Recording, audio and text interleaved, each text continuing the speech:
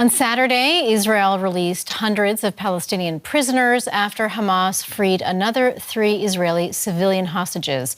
DW's Emily Gordine reports now on their return home after being held captive by Hamas for 16 months.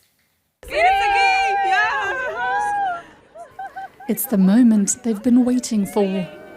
Transfixed by their phones, Israelis watch how 3 hostages are released in Gaza. They have come here to Re'im military base to give the hostages a warm welcome as they arrive back in Israel.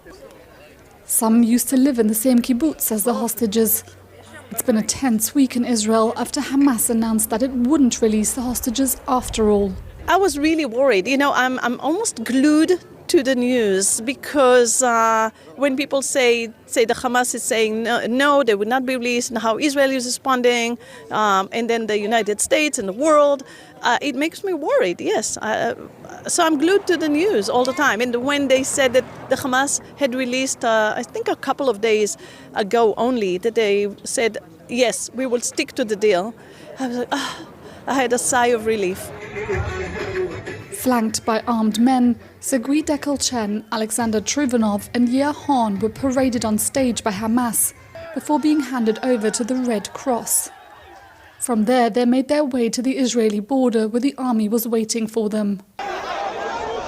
In return, Israel agreed to release over 300 Palestinians from its jails. Egyptian and Qatari mediators had been working hard to see this moment through, but it nearly didn't happen after Hamas accused Israel of not letting aid into the Strip, as it had agreed to under the ceasefire. Israel in return warned fighting would resume if Hamas didn't return the hostages as planned. US President Donald Trump too weighed in on the matter, saying that if it were up to him, the ceasefire should end if all 79 hostages weren't returned. In Re'im, celebration as the convoy arrives at the military base.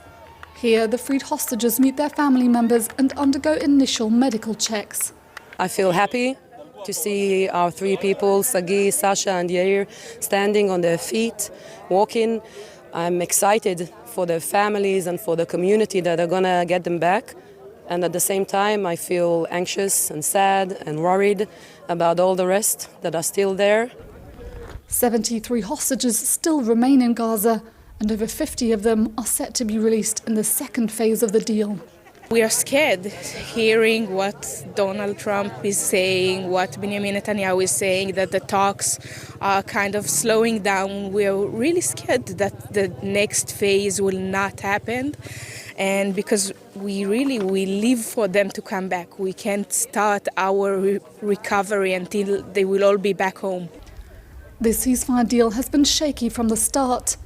And with every hiccup, the question grows as to how long it will last.